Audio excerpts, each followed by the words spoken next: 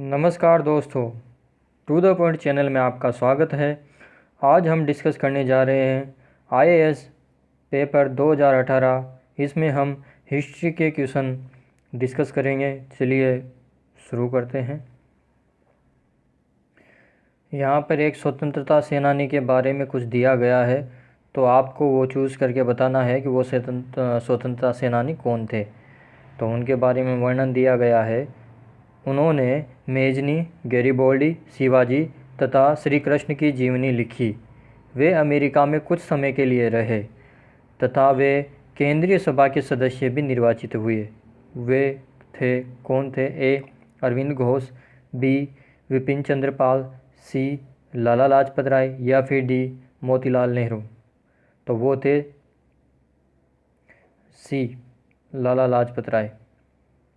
अगला प्रश्न है, वुड डिस्पैच के बारे में निम्न में से कौन सा कथन सत्य है? सत्य कथन चुनना है।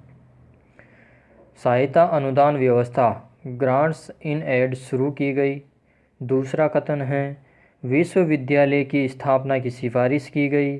तीसरा कथन है, शिक्षा के सभी स्तरों पर शिक्षण माध्यम के रूप में अंग्रेजी की सिफारिश की गई। तो आपको सही कूट चुनना है। तो जो पहला दूसरा है वो सही है, तीसरा गलत है। पहला राइट है, दूसरा तो ए ऑप्शन सही हो गया।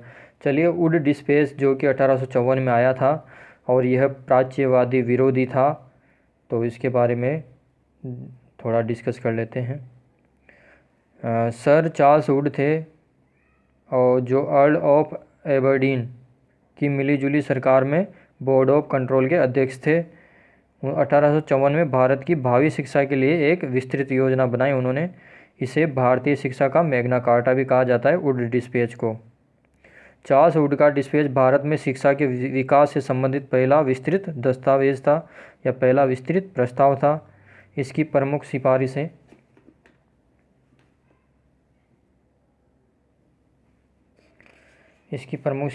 थी। पहली सिफारिश, इसमें सरकार से कहा गया कि वह जनसाधारण की शिक्षा का उत्तरदायित्व स्वयं वहन करे। इस प्रकार अधोगामी विप्रवेशन सिद्धांत कम से कम कागजों में ही सिमटकर रह गया था। दूसरा, इसने सुझाव दिया था कि गाँवों में देसी भाषाई प्राथमिक पाठशालाएं स्थापित की जाए। किसी भाषा में? देसी भाषा में।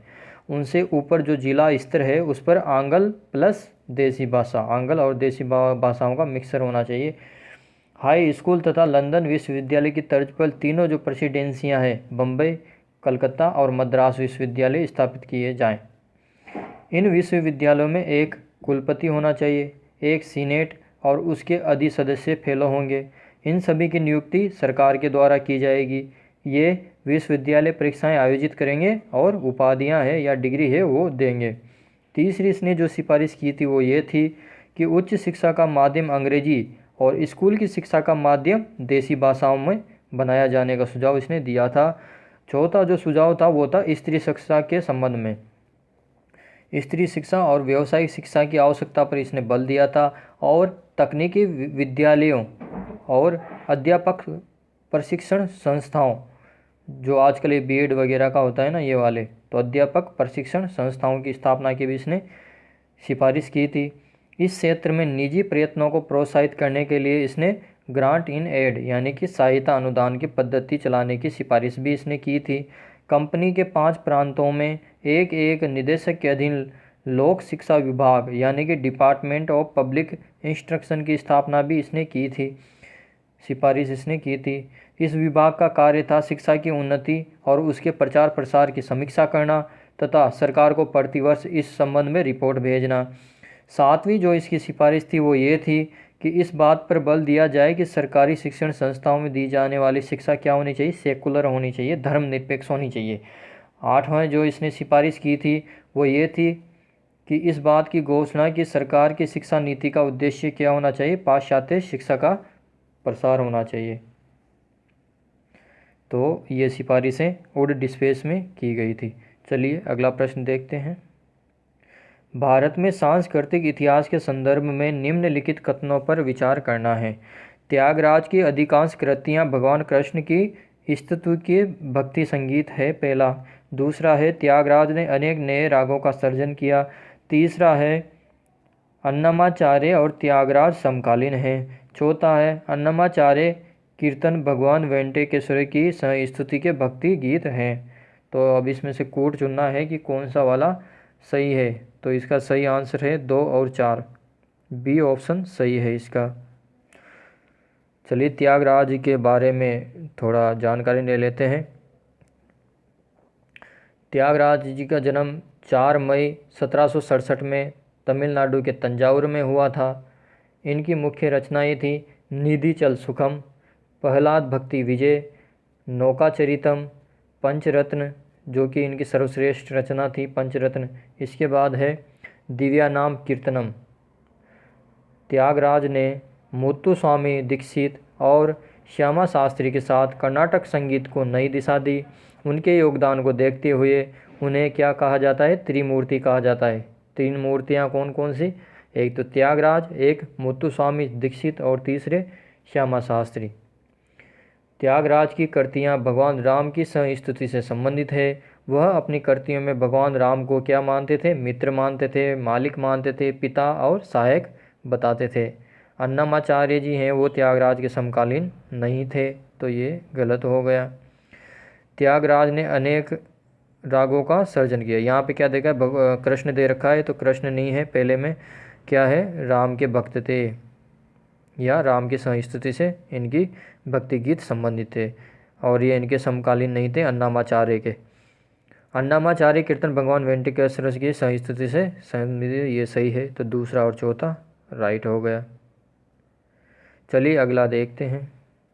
संथाल विद्रोह के शांत हो जाने के बाद औपनिवेशिक शासन द्वारा कौन से उपाय किए गए। पहला है संतान परगना नामक राज्य क्षेत्रों का सर्जन किया गया। दूसरा, किसी संथाल का गैर संथाल को बूंदी अंतरण करना गैर कानूनी किया गया। तो ये दोनों काम संथाल विद्रोह के बाद अंग्रेज़ों ने किए थे, तो इसका आंसर आ गया पहला और दूसरा, दोनों कथन सत्य है। एक तो संथाल परगना नाम से राज्य क्षेत्रों का सर्जन किया गया था। दूसरा, किसी संथाल का गैर संथाल जो थे उनको भूमि अंतरण करना गैर कानूनी कर दिया था। अगला प्रश्न हम देखते हैं। आर्थिक तौर पर 19वीं शताब्दी में भारत और अंग्रेजी शासन का एक परिणाम क्या था। आर्थिक तौर पर देखना है। ए, भारतीय हस्तशिल्पों के निर्यात में वृद्धि। बी, भारतीयों के स्वामित्व वाले कारखानों की संख्या में वृद्धि। सी, भारतीय कृषि का वाणिज्यकरण। या फिर डी, नगरीय जनसंख्या में तीव्र वृद्धि। और इसका सही जवाब है भारतीय कृषि का वाणिज्यकरण। नील की खेती वगैरह होने लग गई थी, तो इसका आंसर है सी। अगला प्रश्न है 18वीं शताब्दी के मध्य इंग्लिश ईस्ट इंडिया कंपनी के द्वारा बंगाल से निर्यातित प्रमुख पण्य पदार्थ या स्टेपल कमोडिटीज़ क्या थे। ए, अपरिष्कृत कपास, तिलहन और अफीम। बी, चीनी, नमक, जस्ता और सीसा। सी, तांबा, चांदी, सोना, मसाले और चाय। डी, कपास, रेशम, सोरा और अफीम। तो इसका सही जवाब है कपास, रेशम, सोरा और अफीम। कच्चा कपास यहाँ से निर्यातित नहीं किया जाता था। अगला प्रश्न है निम्नलिखित में से कौन सा एक चंपारण सत्याग्रह का अति महत्वपूर्ण पहलू है। अति महत्वपूर्ण पहलू देखना है, बहुत ही ज़्यादा महत्वपूर्ण, जो सबसे ज़्यादा महत्वपूर्ण था वो। राष्ट्रीय आंदोलन में अखिल भारतीय स्तर पर अधिवक्ताओं यानी कि वकीलों, विद्यार्थियों और महिलाओं की सक्रिय भागीदारी या सहभागिता। बी है राष्ट्रीय आंदोलन में भारत के दलित और आदिवासी समुदायों की सक्रिय भागीदारी। या सी है भारत के राष्ट्रीय आंदोलन में किसान असंतोष का सम्मिलित होना। या फिर डी है रोपण फसलों तथा वाणिज्यिक फसलों की खेती में भारी गिरावट। चंपारण सत्याग्रह के बारे में यहाँ पे बात की गई है। चंपारण सत्याग्रह किससे संबंधित था, किसानों के असंतोष से संबंधित था। नील की खेती वगैरह का इसमें दिया गया था। गुजरात के चंपारण में गांधी जी को फिर इनवाइट किया था कि आप वहाँ आके और जो पद्धति है इसके बारे में अवगत कराया गया था। तीन कटिया पद्धति थी उसमें, जिसके तहत 3/20वां भाग था गोरे जो बागान मालिक थे वो किसानों को सस्ते में लोन दे देते थे, साथ में उन्हें अपनी ज़मीन के 3/20 भाग पर नील की खेती करना उनके लिए अनिवार्य था।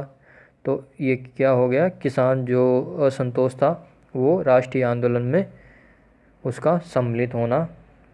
ये चंपारण सत्याग्रह कब हुआ था, ये 1917 में हुआ था। ठीक है,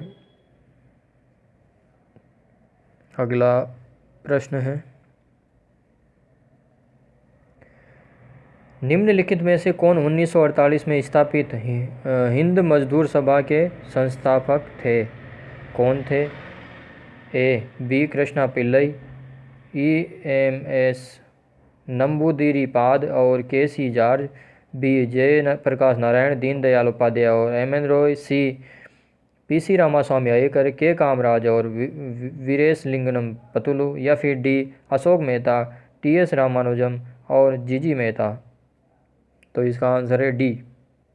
कौन कौन? अशोक मेहता, TS रामानुजम और GG मेहता। अगला है, भारत की धार्मिक प्रथाओं के संबंध में जो स्थानकवासी संप्रदाय है उसका संबंध किससे है, कौन से मत से? तो स्थानकवासी का है जैन मत से इसका संबंध है। अगला प्रश्न है, भारत के सांस्कृतिक इतिहास के संदर्भ में निम्नलिखित कथनों पर विचार करना है। फतेहपुर सीकरी स्थित जो बुलंद दरवाज़ा है तथा खानका के निर्माण में सफ़ेद संगमरमर का प्रयोग हुआ था। क्या ये सही है? गलत है। लखनऊ स्थित बड़ा इमाम बाड़ा और रूमी दरवाज़ा के निर्माण में लाल बलुआ पत्थर और संगमरमर का प्रयोग हुआ था। ये भी गलत है। तो इसका आंसर हो गया डी। दोनों में से कोई भी सही नहीं है। अगला प्रश्न, निम्नलिखित विदेशी यात्रियों में से किसने भारत के हीरों और हीरे की खदानों की विस्तृत रूप से चर्चा की? तो वो था जॉन बैप्टिस्ट टेवर्नियर। इसका आंसर है बी, जॉन बैप्टिस्ट टेवर्नियर। अगला प्रश्न है, भारतीय इतिहास के संदर्भ में निम्नलिखित में से कौन भावी बुद्ध है जो संसार की रक्षा हेतु अवतरित हुए? वो कौन थे? मैत्रेय भावी बुद्ध थे। अगला प्रश्न है, लॉर्ड वेलेस्ली द्वारा लागू की गई सहायक संधि व्यवस्था के बारे में निम्न में से कौन सा कथन लागू नहीं होता है? लागू नहीं होता है, गलत कथन चुनना है, जो लागू नहीं होता है वो चुनना है। ए है दूसरे के खर्च पर एक बड़ी सेना बनाए रखना, ये सही था। बी है भारत को नेपोलियन के खतरों से सुरक्षित रखना, ये भी सही है। कंपनी के लिए एक नियत आय का प्रबंध करना, हाँ ये गलत है। ये वेलेस्ली द्वारा जो सहायक संधि व्यवस्था लागू की गई थी उसके बारे में ये सी वाला गलत कथन है। भारतीय रियासतों के ऊपर ब्रिटिश सर्वोच्चता स्थापित करना, ये भी इसका काम था। चलिए अगला प्रश्न देखते हैं, निम्नलिखित में से किस से या किन से भारत में अंग्रेजी शिक्षा की नींव पड़ी? 1813 का चार्टर एक्ट, दूसरा है general committee of public instruction 1823, तीसरा है प्राच्यवाद और आंगलवाद विवाद। तो इन तीनों से ही भारत में अंग्रेजी शिक्षा की नींव पड़ी थी। तो तीनों राइट है। 1920 में निम्नलिखित में से किसने अपना नाम परिवर्तित कर स्वराज्य सभा रख लिया था?